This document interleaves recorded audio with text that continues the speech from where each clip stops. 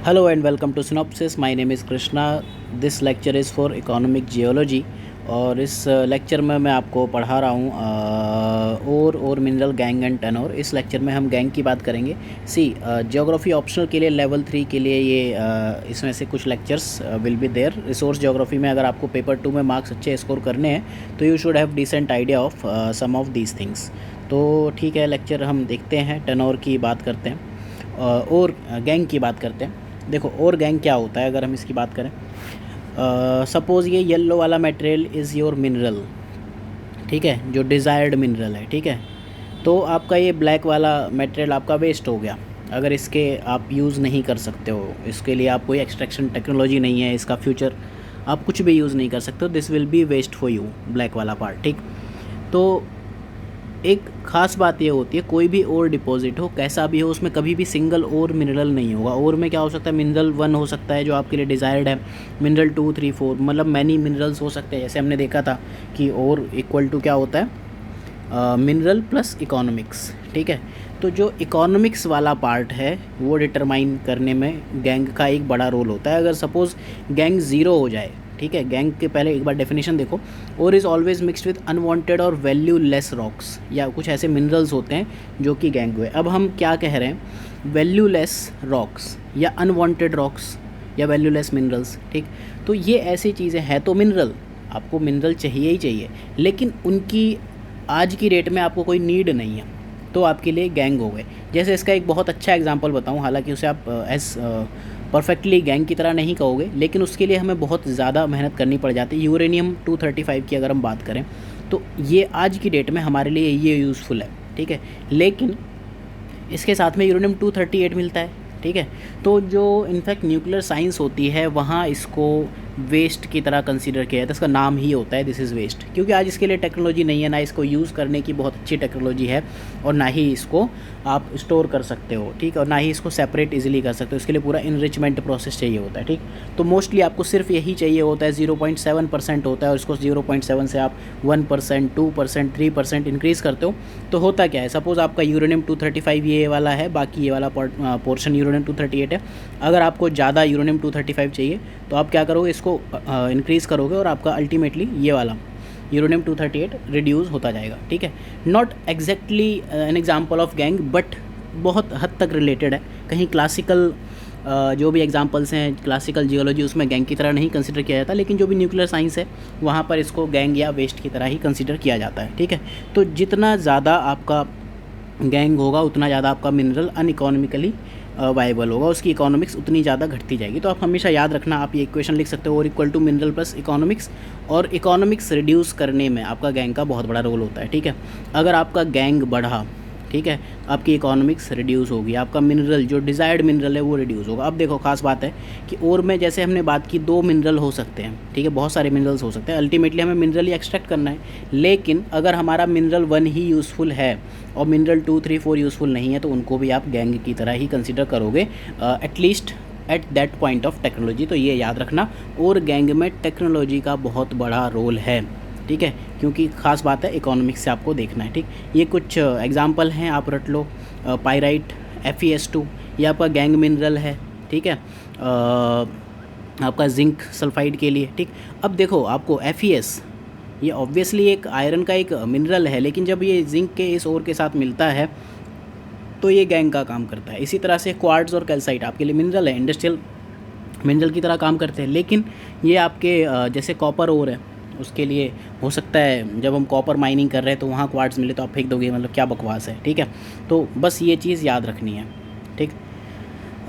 ये कुछ एग्जांपल है, जैसे क्वार्ट्ज है आपका गोल्ड में मिला हुआ है तो गोल्ड है ही नहीं, ठीक है। एक चीज़ और है कि जो आप एक बात देखते होगे, जो भी प्रीशियस मिनरल्स हैं जैसे गोल्ड हुआ, डायमंड हुआ, ठीक है, प्लेटिनम हुआ, इनकी ख़ास बात ये होती है कि जो भी प्रीशियस मिनरल हैं, ठीक है, उनमें गैंग की क्वालिटी बहुत बहुत बहुत हाई होती है, ठीक है। इसमें आपके जो न्यूक्लियर मटेरियल होते हैं उसमें भी आपका गैंग बहुत हाई होता है। इंडिया में जो यूरेनियम की क्वालिटी है 0.5% के आसपास, मतलब 0.5% आउट ऑफ 100%, ये यूरेनियम 235 प्लस 238 दोनों की बात कर रहा हूँ मैं, ठीक है।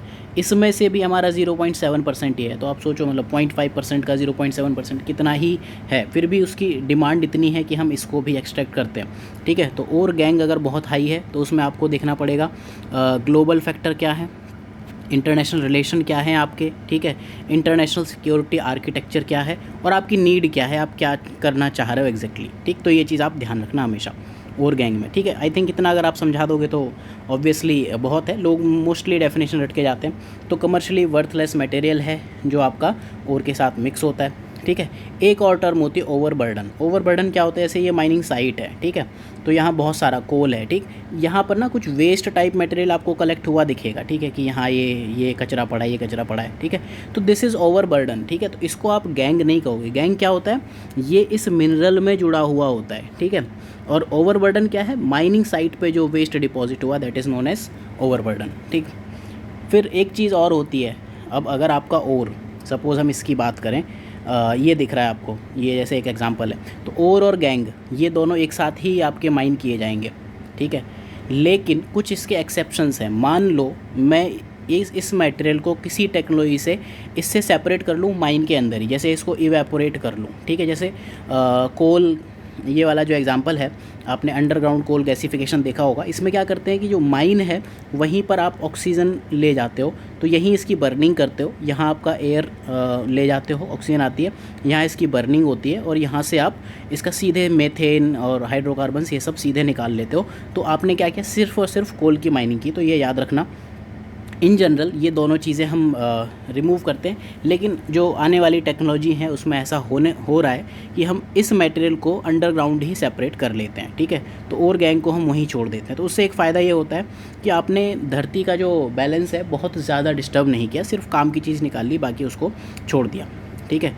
अब और के बाद ये जो आगे की चीज़ें हैं आपको आइडिया होना चाहिए, और कैसे सेपरेट होता है, क्या होता है, तो इनको हम डिटेल में माइनिंग में पढ़ते ही हैं, ठीक है। बट यहाँ फिर भी जस्ट एग्जांपल कि बहुत से ऑपरेशंस होते हैं, प्रोसेसिंग और ड्रेसिंग कहलाता है, तो इन पे इन जनरल क्वेश्चन पूछे जाते हैं। तो अगली यूनिट के पार्ट है मिनरल जियोलॉजी के, ठीक है। डिज़ायर्ड एलिमेंट एक्सट्रैक्ट किया जाता है, स्मेल्टिंग, रोस्टिंग, ये सब मैं पढ़ा चुका हूँ आपको।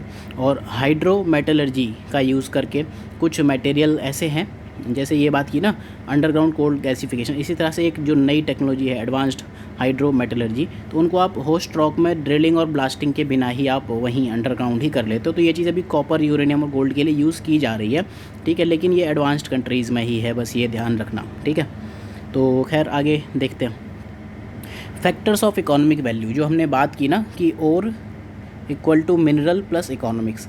अब economics is directly proportional to gangue, ठीक है, इन्वर्सली प्रोपोर्शनल टू गैंग। अगर गैंग आपका बढ़ेगा, ठीक है, ये आपका गैंग है, ये इकोनॉमी है, ठीक है, ऐसे बना लो, चाहे यहाँ गैंग रख दो, यहाँ इकोनॉमी रख दो, ठीक।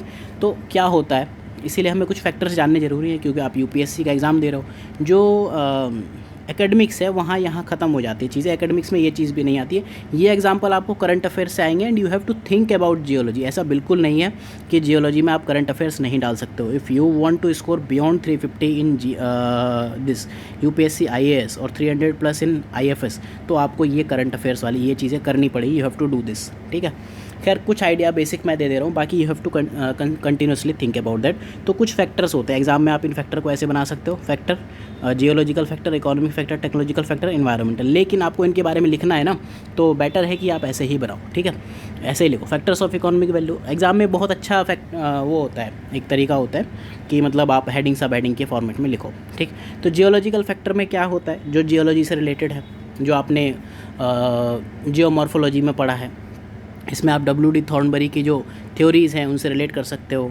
स्ट्रक्चर ऑफ रॉक्स, ठीक है, जो structure of a rock is determined by, वो जो भी आपके जियोलॉजिकल प्रोसेस हैं उनकी बात कर सकते हो, स्ट्रक्चर की बात कर सकते हो, क्लाइमेट की बात कर सकते हो, ठीक है। इसके बाद quality of raw material, type of raw material कैसा मिल रहा है, ठीक है, कहाँ मिल रहा है, ठीक, कि आपका प्लेसर डिपॉजिट है तो उसकी एक अलग एक्सट्रैक्शन होगा, वाटर के अंदर मिल रहा है ओशन में तो अलग तरह से उसका आप एक्सट्रैक्शन करोगे। तो जियोलॉजी बहुत ज़्यादा फ़र्क डालती है। अब सपोज़ ये माइन वहाँ मिल रहा है आपका, ये हिमालयाज़ में, ये माना जाता है कि शिलोंग, मेघालय में काफ़ी ज़्यादा यूरेनियम के डिपॉजिट हैं, लेकिन क्या आप उनको हिमालय से एक्सट्रैक्ट कर सकते हो?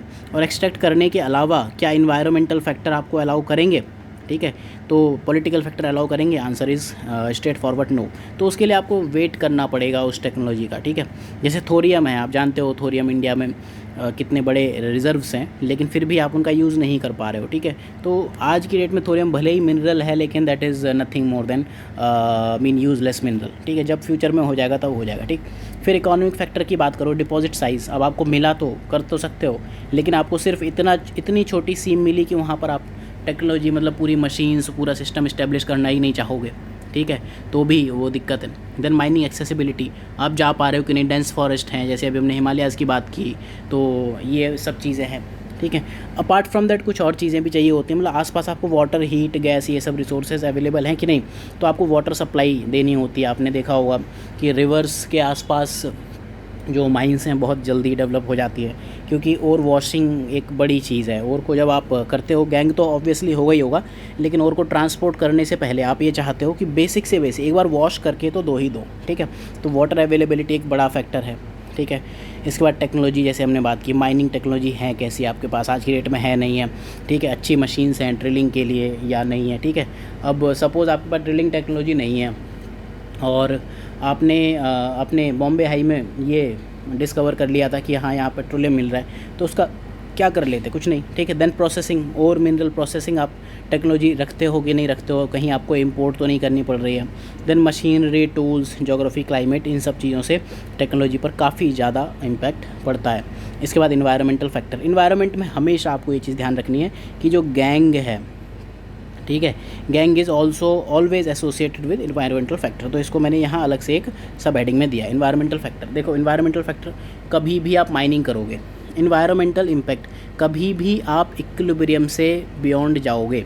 सविंदर सिंह की बुक में लिखा हुआ है, बहुत सिंपल डेफिनेशन लिखी हुई है पॉल्यूशन की, ठीक है। Disequilibrium from equilibrium is known as pollution. कहीं भी आप अगर अपने जो ये स्टैंडर्ड स्टेट है उसके आप बियॉन्ड जाते हो, तो फिर आप कहीं ना कहीं इन्वायरमेंटल इम्पैक्ट क्रिएट कर रहे हो। जैसे बेस्ट एग्जांपल है आइसोस्टेटिक बैलेंस इम्पैक्ट होता है। आइसोस्टेसी में क्या होता है, धरती का जो बैलेंस है, रोटेटिंग अर्थ है, वहाँ पर एक बैलेंस बना हुआ है ना सबका, कि यहाँ माउंटेन है, यहाँ प्लेन है, यहाँ प्लेटू है, ये है, ठीक है। सपोज़ फॉर एग्जांपल मैं आपको ये बात कहूँ, यहाँ पर हम एक अर्थ का फिगर बनाते हैं, यहाँ माउंटेन था, यहाँ प्लेटू है, यहाँ कुछ है, ठीक है। सपोज़ आपने यहाँ से इस एरिया से ये मिनरल उठा के एक्सट्रैक्ट कर लिया, तो अल्टीमेटली क्या होगा कि ये वाला पार्ट यहाँ तो हॉलो हो जाएगा, ठीक है, ये आपने रिमूव कर दिया, ठीक। सपोज़ आपने 100 kg मिनरल यहाँ से उठाया, ठीक है, तो यहाँ तो -100 kg वेट हो गया, इसमें से आपने 2 kg अपना यूज़ कर लिया, बाकी 98 kg अब आप अंदर तो भर नहीं दोगे, क्योंकि आपको फ्यूचर में भी निकालना है, ये आपने यहाँ डंप कर दिया इधर,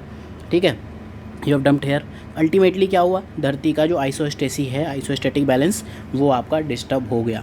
तो इसकी वजह से कई बार आपको दिखते होंगे अर्थक्वेक भी आते हुए दिखते हैं। तो माइनिंग से और इन सब चीज़ों से और गैंग जितना हाई होगा उसका ये इम्पैक्ट उतने हाई होंगे। अगर और गैंग आपको सीधे नेटिव फॉर्म में मिल रहा है, ठीक है, या नेवे फॉर्म में मिलता है, तो फिर आपको ये सब इतना सोचना नहीं पड़ेगा, जाओ उठा लो। जैसे अब बाबा रामदेव हैं, उन्हें मिनरल चाहिए तो वो पत्ते तोड़े और हो गया काम, ठीक।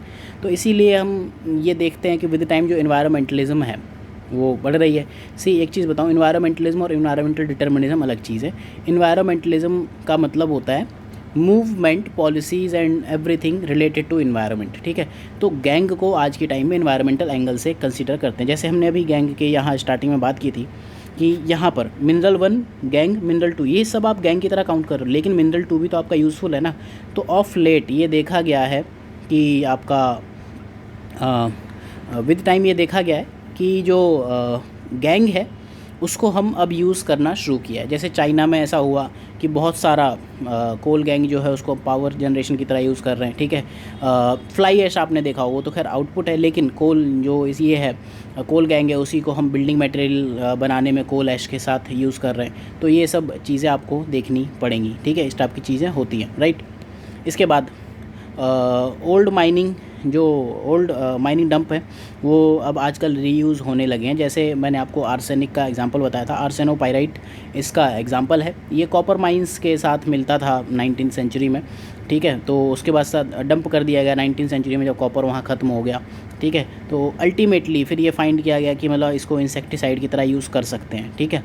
तो आर्सेनोपाइराइट या फिर मिस पिकल, इसका जो अगर आप नाम लो, आयरन सल्फो आर्सेनाइड, ठीक है, FeAS मतलब आर्सेनिक और एस मतलब सल्फ़र।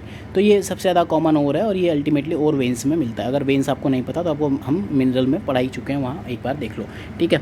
तो ये आपका मापिमी मैक्सिको में एक साइट है, वहाँ मिलता है। तो इस तरह से आप ये आंसर बिल्ड कर सकते हो। तो